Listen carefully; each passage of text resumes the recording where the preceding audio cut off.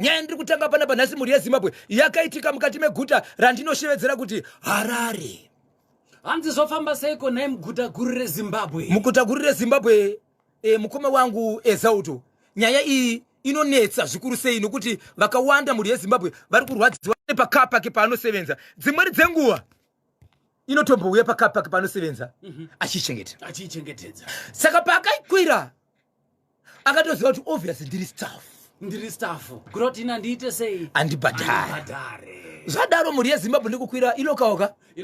Ndikukwira motikari. Ndobva afamba, ndobva aenda ndokunosvika pari kuita sei? Pari kunosvika. Asvika ipapo ndobva adzika thank you. Achangodzika anamboita 2 minutes ndobva adzi zenya mbama nemunhu wasingaoni. Ndokunzi mbama. Kusvika murume amhanya zvekusaona kuti chichaitika. Baba Isabel, batai mbama iyoyo yakadaro timbopinda munhauka tozoisimudzira mbama yacho patopedza nhauka. FM tuzafika pa 10:30 right. Baba Isabel, tisati tapinda munhauka nekwadza 10:30 mataura muchiti shamwari yakakumbirawo lift kushamwari yayo. Handitika ndobva yatakurwa, ndobva vati fambe paya. Shamwari yakati no, shamwari ini ndasvika pandiri kuita sei, pandiri kuda kuburukira. Shamwari yakabva yaburuka ka, ndobva yatotenda ikati thank you maita basa ndikundipawo ka lift ka, ndakuita sei, ndakuenda. Iyo shamwari payakakwira motikari yeshamwari yakangoti aiwa ndiri staff nekuti imota yemufesi wangu ka, saka handibhadhare. Asi akangoti achingodzika motikari achingotenda kuti thank you, akabva anzi lighter, kunzi gwati, kunzi mbama, kunzi mucheka achirowa nemunhu wasingaona. Apo mota ari kuona iri kuenda akacheuka haasi kuona mota, ari kurohwa. Ndokubva arara amangwana makuseni achibva afonerwa nemunhu uyoyo ane mota yakakwira. Zvikanzi inzwa ikabhururu, mota dzinenge takadzipiwawo nevadzimu. Kana mukakwira munofanira kubhadhara. Takadzipiwawo nevari pasi. Baba Isabel mira ipapo. Mati akabai mangwana acho akabaitwa sei? Afonerwa nemunhu akamutakura nemota yo. Zvikanzi komanaka kana kana wacho aito driver iyeye ndiye muridzi wemota. Zvikanzi kana mafonerwawo matakurwawo ndirika munofanira kubhadharawo nekuti takadzipiwawo nevari pasi. Mota dzindidziva vari pasi idzi kwete kungokwira movha maburuka. Haana angasina kumuudza kuti pandakadzika mota ndakarohwa, haana kumuudza. Asi foni yangopinda. Zvikanzi kana mambokwirawo mota dzemabhururi munofanira kubhadhara mani kwete kungokwira. Tikadzipiwawo nevari pasi. Ndedzevari pasi mota.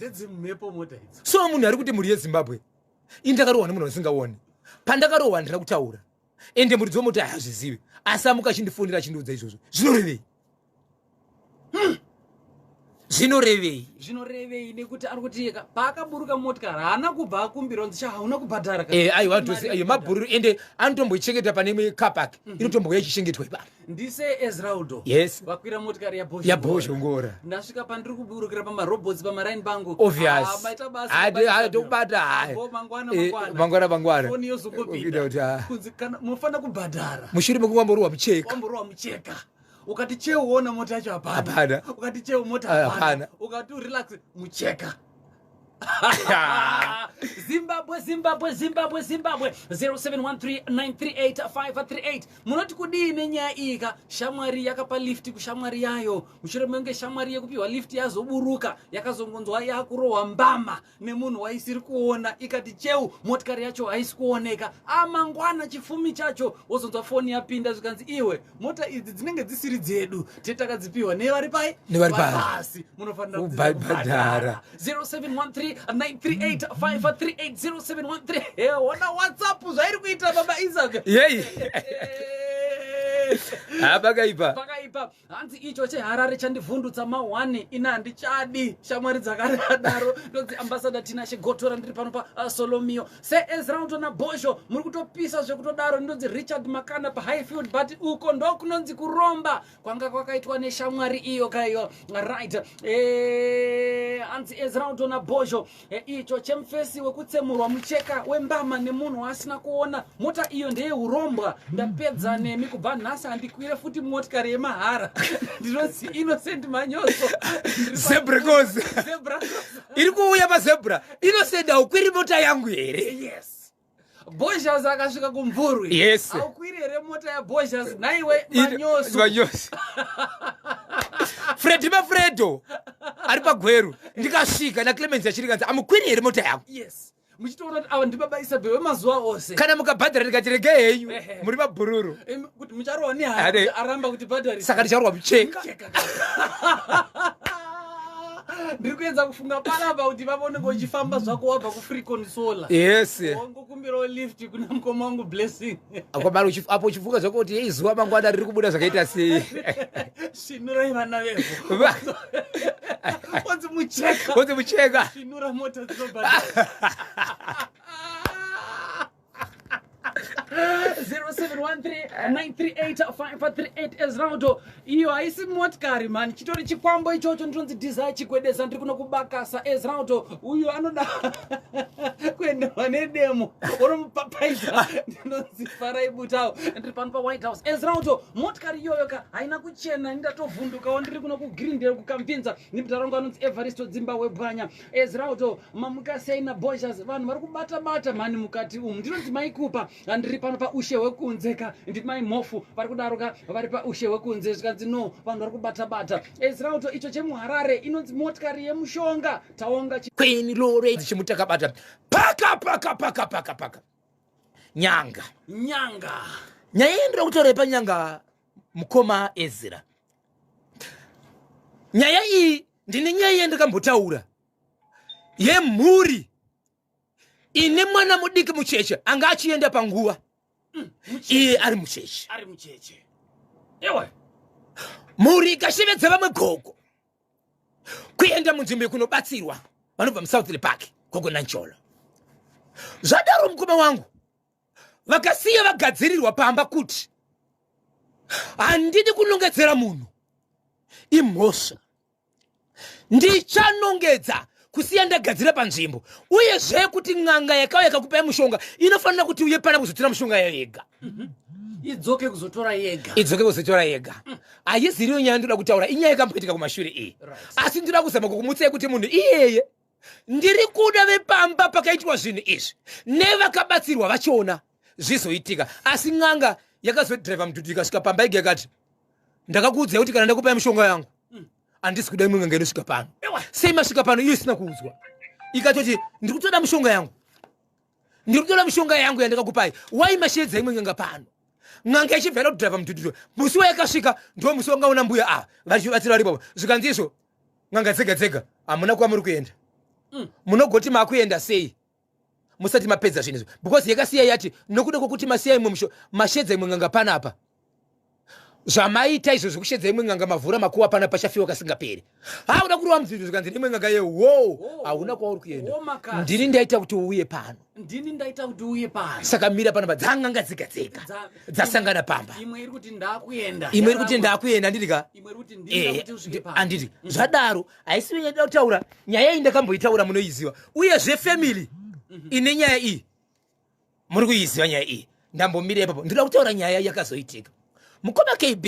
Kwakazoenda vamwe vanhu ikoko, vaenda ikoko kusvika family ine nyaya iri kunetsa ikunzi pamba pari kufiwa vana havasi kuroorwa, uyezve mufamily mune vana vanokwana kuti 6 vakapenga one day, 4 vemunhu 1 ne2 vedzimba dzakasiyana, but musha mumwe chete une 4 vese vatanga kurwara njere zuva rimwe chete. But marwariro ari kuita vanhu ava njere akafanana. Vanhu vakatanga kuzviruma nyama dzavo dzemuviri, kuruma maoko, umwe akatodambura chigumo chake. Saka vanogara vakasungwa maoko nokusungwa kuiswa pekuti muromo wavo usasvika pane imwe nyama. But zviri kunetsa kana kuti kuiswa zvinhu kumuromo zvinoita kuti kana vakuruma vasakwanise kuruma. So kana kuchipatara zviri kunetsa. Kune mumwe akamboendeswa kuchipatara akakwanisa kujamba pamubhedha wake akaenda kunoruma mumwe murwere ari pama next bed, zvokuti vakasvika pakunzi atorai vanhu venyu muite sei muende navo komba. Vanhu ava mukoma wangu Ezra vakazoenda kumubatsiri sefamily varipo 18, nokuti mwene mwari kungosvika kuti wangu mwana anogona kumuka sei achirwara, ndokubva vaenda. Kuenda kwavakaitaka vakaenda nababa vane vana 4 vari kurwara ka1, kwozoita vamwe vane ma1 vese varipo 6, ndobva vasvika taka kubatsirwa. Ndenzoi mhuri yeZimbabwe pandoda kutaura ndiri kukumbira vanhu vefamily iri kuitika zvinhu izvi kubva kuna sabhuku nevanogara imomo vari kuziva nyaya iyi. Tifambidzane, tifambe nezvinhu zviri kuoneka.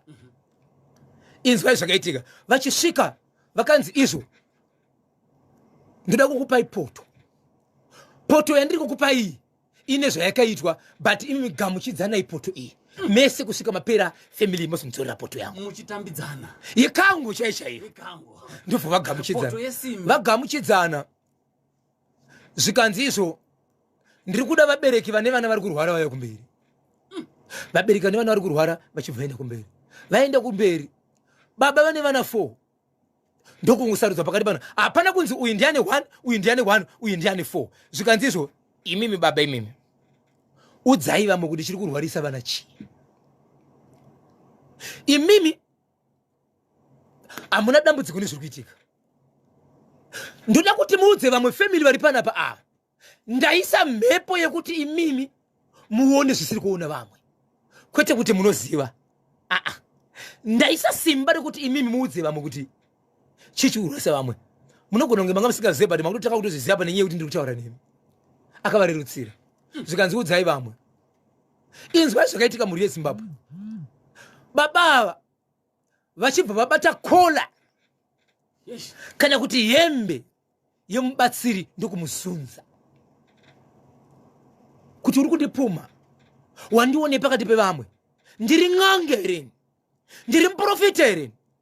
Kana dai ndaiziva kuti vana vari kurwara nei tavingei pano, ndingadai ndavaudza kumba. Wandizvidza ndokurova mubatsiri. Zvinhu zvandiri kutaura zvakaitika mudare. Ndokurova mubatsiri. Wandipuma sei wandisarudza pakati pevamwe. Tikatarisa murume akasarudzwa uyu inumber 6 mufamily wake kubva muukuru hwavo mazvariro avo. Zvikanzi ndasarudza imimi, zvandiri kuita izvi zvinoitwa nemhepo iri pandiri.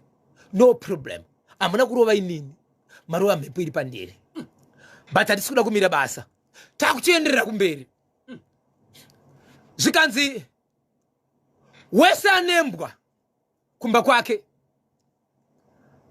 ngaataure achinonga tsange yechibage achiisa mupoto umu, achishevedzera kuti inini ndinembwa, imbwa yangu inonzi Nengi. Inini ndinembwa, imbwa dzese dzine masandirika. Uchikanda tsange yechibage wokanda, utora tsange yechibage mukapu uchikanda mupoto kuti ndinembwa kumba kwangu, ndinembwa kumba kwangu. Right, baba vandiri kutaura vakarova munhu uyu kumba kwavo ivo vanembwa 1 iripo, asi vakaramba vakati imbwa yangu ndinoitaurire kunoku, tafambira nyaya yedu kunoku. Zvikanzi right. Zvikanzi ndiri kuona vana vari kurwara but vari kushandiswa. Nyaya iripo ndeyekuti munhu akakanganisa urombo hwake. Inyaya yekurima. Ndiani pakati penyu akanga achida zvepurazi rine makore richifambirwa purazi asi raramba kubuda, but munhu izvezvi atotenga zvinhu zvake zvokuti anorima, but izvezvi ana bhururu wake ane purazi wakataura naye ndokwaanoda kunorima asi rake risati rabuda. Rake risati rabuda ndo kunofanira kuenda kunoshanda vana ava. But nzira yacho yakanganiswa zvakaitwa. Murume uyu musi wakapiwa mushonga uyu, akapiwa munzvimbo iyo yenyanga, ndokubva apiwa mushonga. Asapiwa mushonga kudaro akanzi izvo pese paunozoda kuita unotanga kubvisa mushonga pauri woita zvaunoda kuita, kana kuti musi wawasviba usawise muhomwe. Asi murume uyu musi wakapiwa mushonga achibva ikoko haana kukwanisa kusvika kumba nekuda kwetransport. Ndokubva aenda pane rimwe bhawa raakagara achiti rega ndigare nguva ndiri mubhawa nekuti night club. Kana kwakuedza mota dzakutanga kufamba ndichangobva mubhawa ndichienda kunopinda mumota nekuti ndashayiwa transport kudhara. Ndobva aenda mubhawa, aenda mubhawa mushonga uri muhomwe, ndokubva akecha, ndokubva ararashira cheupombwe. Aine mushonga wapiwa uyoyo apa asati asvika kupi kumba. Apa akapiwa mutemo wekuti chi afari kana akasviba asabata mushonga. Mushonga uyo akatoukanganisa asati asvika kumba, ndokubva asviba. Asi akatonzi mazita evanhu varoda kushandisa veukama ndevapi, achibva anyora vana vake 4 ne2 veukama, ndo vakatanga kupenga kuita 6. Iye pachake asati akutozviziva kuti ndo zviri kukonzeresa, nokuti asi kuziva kuti akakanganisa mushonga sei asati asvika kumba. Akangoti mushonga asati asvika nawo kumba, saka ndinozi kukanganisa sei. Ndokubva audzwa imomo. Zvikanzi baba musati masvika kumba imimi makaisa munembwe yamagara muinayo imi yamunoshandisa kumba kwenyu imbwa inopinda musango here kana kuti papa pakasvika mbudzi chaichayo inomboti huye zvikanzi vanhu aite zvikanzi imbwa pakuita sei isingahuri chiratidzo chokuti imbwa zvamaita mandirowa asi ndiri kukumbira kuti vana unofanira kuti vapore ava nenyaya yekuti mudzokere kwamakaenda imi makakanganisa zvinhu izvi zviri kutaura kuti kwatiriza mushonga wenyu munawo tiri kukumbira ukama simukai mutarise muhomwe dzababa venyu kuti munei baba ndokutanga kuramba veukama vakati kwete hatiti izvo zvavana vachirwara batai munhu godebora achibva ati mukabata munhu zvichisimba pamutemo wedu zvinonetsa imboita senge mazorora ndokubva vazorora vamwe vanhu mukati meguta reHarare ndokubva imomo ndokumhanya kuenda kumapurisa zvikanzi tine munhu watinaye tafamba rikunzi ruchinji tokuwadza vanhu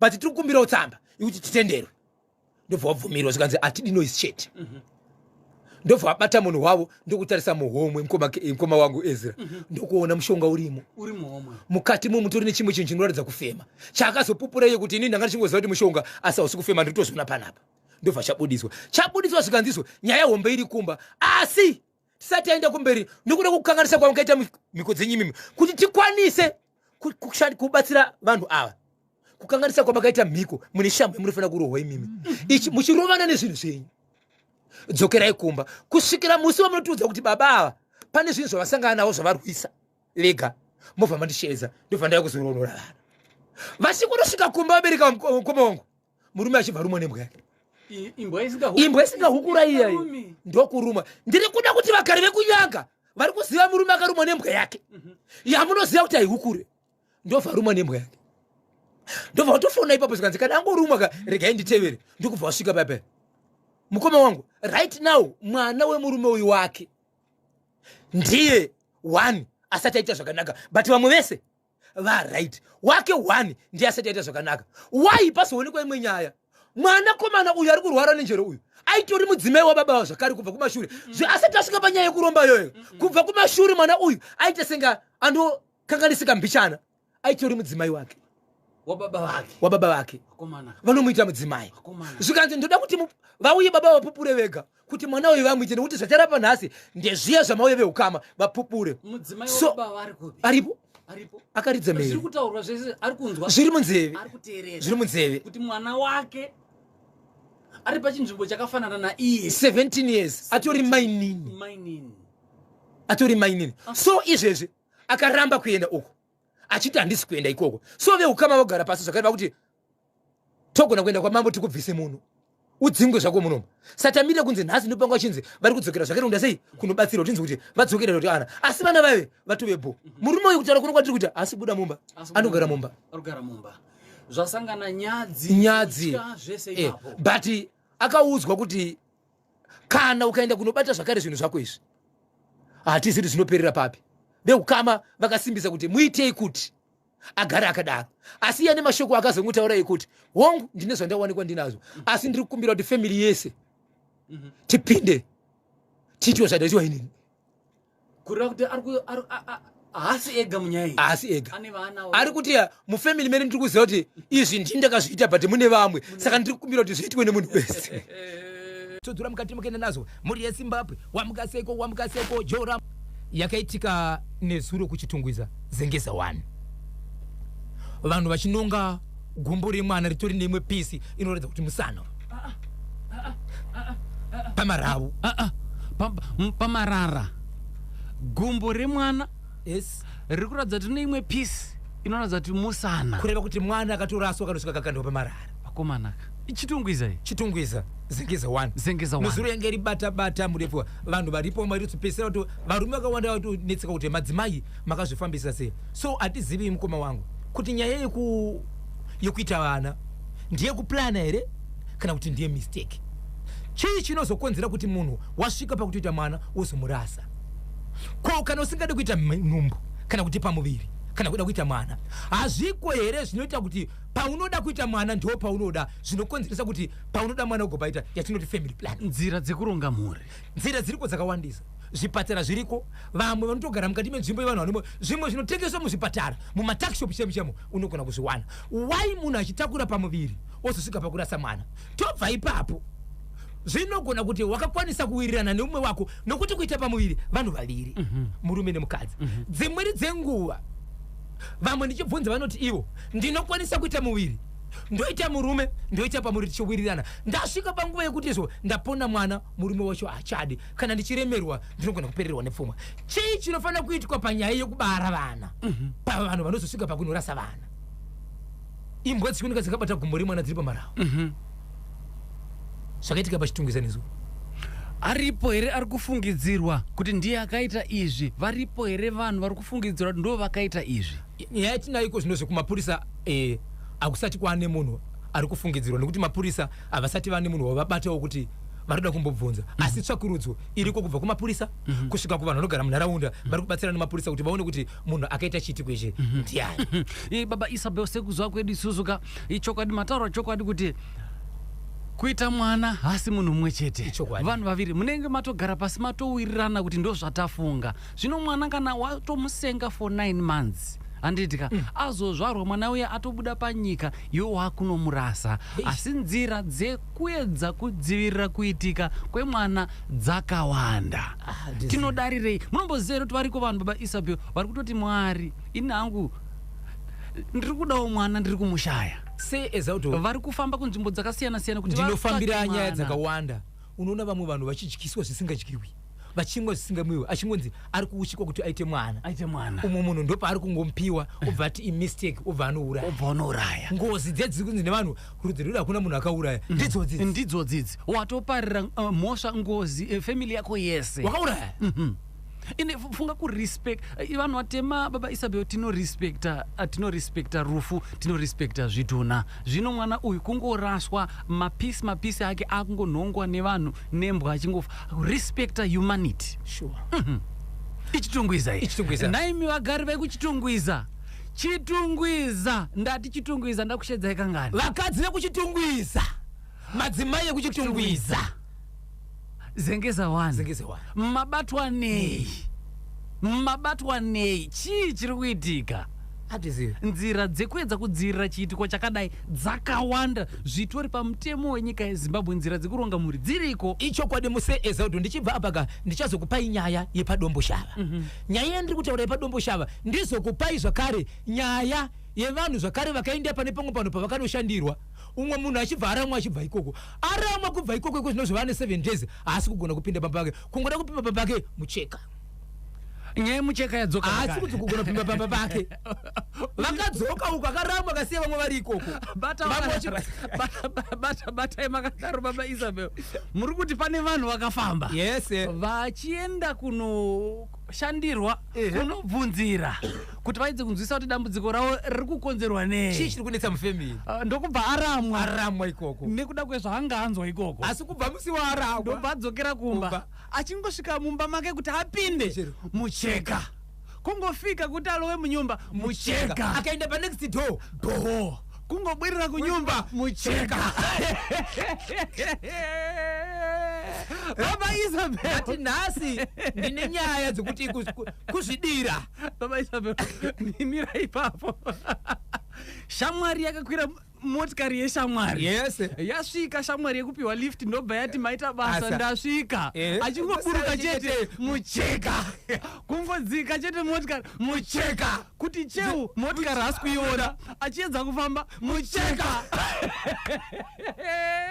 Vamwe ndobva vafamba vakationa idambudziko raitika iri handei tinobvunzira. Vasvika ikoko ndobva vaudzwa zvavakaudzwa, uyu ndobva aboekana ndokubva aramwa achidzokera kumba mucheka. Vamwe vakasara vakagadzirirwa zvese, asi iye manje akatozooneka kuti haiwa chiregai ndiri kugadzirira, ane zvake zvinofanira kudhilana iye. Mucheka uri kupisa nazo. Right. Baba Isabel, batai makadaro timbopinda kamuchitoro panapa kaneve H Solutions vari kuti tauya kuzokupaika maincubator manyama anopedza masports 21 minutes kuti yandinayo ndo yamunayo ikoko. Vanotore radio iwe mukunoti se wikimeo chivayo vanotira radio. Mira se wikine chivayo vanoteerera chimuti vatoro vasekivezi kwai vachibvona message kwai kudi kwai anzi mucheka se wikine chivayo avana zvakawanda zvataura vakoti kiki mucheka vabva vaisaka emoji kembama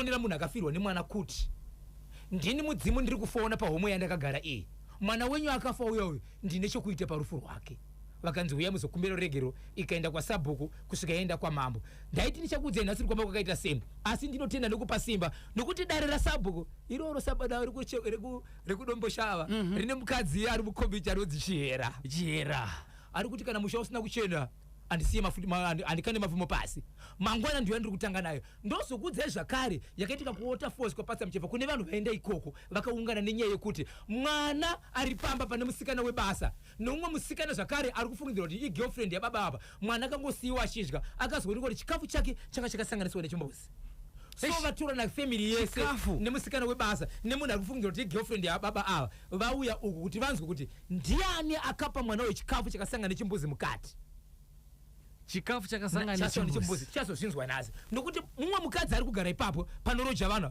ari kunzi igirlfriend yababa wepamba apa baba wepamba apa vari kuti musikana ari kunzwe basa ndiye apa musikana webasa ari kunongedzera munhu anofungidzira kuti igirlfriend yababa a saka vese vatakurana vaenda pawater force kunotsvaka kuti ndiani akaita zvinhu izvi saka maupdates inyaya dziri kuya mangwana angori mahighlights right nthawi zafika pa 2 minutes to 12 o'clock pa National FM Radio 0713938538 nyaya dzatataura dziri kupisa nhasi mwana mudaraka tataura nyaya yeshamwari yakakumbira lift kushamwari yayo muharare umo shamwari ndobva yatakurwa yaburuka yasvika payanga ichienda yaburuka zvikanzi amfesi wangu bozho waita bose Ezraud mufambe zvakanaka motikari ichingosumuka akangonzwa akurohwa nemunhu asiri kuona kungoti fambe 1-2 steps mucheka foni ikazopinda mangwana zvikanzi mota idzika ndedzevari pasi munobhadhara muri ndobva yafamba zvikanzi no pane zvaitika kumba ngatifambe tiende kunovhunzira vasvika pakunovhunzira pai ndobva vasvika vakaudzwa zvavakaudzwa umwe ndobva aramwa anga audzwa azvimba pai achingosvika kumba kwake mucheka naimi madzimai ekuchitungwiza boy reskirira muri kuita iri munomboitirei vana vacho munombovaitirei kana musingadi nzira dziriko dzekuronga muri mwana azvarwa makunorasa mubhini vanhu vakuona gumbo remwana nemusana ndikanganwa ndine imwe zvakare vanga vachida mucheka zvakare kune imwe zvakare yevanhu vari kuti vakaenda pane imwe kamba mushure mekubatwa ndokubva vabhadhariswa mafaindi aya vaibhadhara $30 but mapepasi vakabata ane $15 vari kubhadhara $30 asi pakanyorwa chii $15 pane mashoko ari pakati atinawo atinawo kati asengedzwa kupaika saka mangwana patiri kudzoka nababa Isabel tiyati chizosumudzira pane nyaya idzo dzatataura asi varipo vanhu vati ivo nyaya yekunyanga iyi yanditka yemurume anga akabata akatyora mhiko dzemushonga wanga ainadzo zvakakonzera kuti vana vanosvika 6 pa6 apa 4 ndevake vekubereka ne2 vehukama vasvike pakutenderera njere kusanganisira nemwana wake 1 waaita mudzimai wake ane 17 years varipo vari kuti no tokumbiroka nhamba dzemubatsiri akabatsira padambudziko rekunyanga iri ichokwadi vanga vachingonetsa kuti nhamba yekukwekwe nyamba yekunyanga nhamba yekupinga nhamba yekunyanga mburi yeZimbabwe 0780 258 564 0780 258 564 yekukwekwe 0714 23 2201 0714 232201 yekupinga inoti 0775 333 182 0775 333 182 ndinovimba ndidzo namba dzacho right ndidzo namba dzacho ipapa sekunzwa kwamaita ndo namba dzevabatsiri vataurwa pana bhaka right muri yeZimbabwe nambovhunza tichitanga chirongwa papa ndichiti ndeipi nyika ine zvizvarwa baba Isabel muri kuibata here ndeipi nyika ine mutemo wekuti zvizvarwa zvemunyika imomo macitizens hakuna anotenderwa kupfeka hembe yake umwe neumwe anopfeka uniform yenyika Monday kusvika Sunday every day takapfeka hembe dzakafanana zvakafanana. Hazvinei nekuti uri kubasa here, uri kumba here, uri motikari, uri mubhazi, uri pai, tese takapfeka hembe dzakafanana. Madzimai vane uniform yavo, vanurume vane uniform yavo. Ari kubasa, ari kuchikoro, mese uniform ibodzi zviri bosiyana. Aise nyika inotengesa hembe re. Uniform ndo dzinototengeswa mumashopu.